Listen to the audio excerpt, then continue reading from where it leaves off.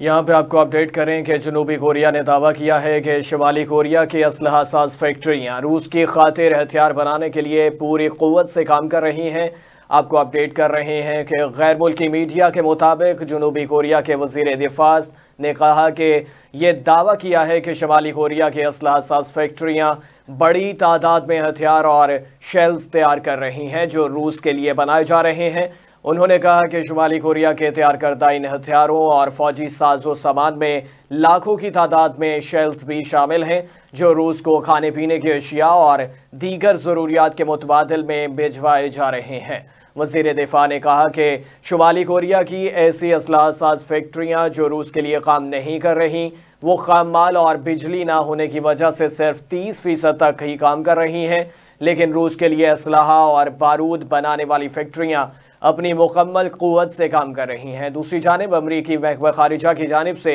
एक शीट भी जारी की गई है जिसमें बताया गया है कि शुमाली कोरिया ने सितंबर से अब तक रूस को 10,000 से ज़ायद कंटेनर्स भेजे हैं जिनमें हथियार और जंगी साजो सामान शामिल है।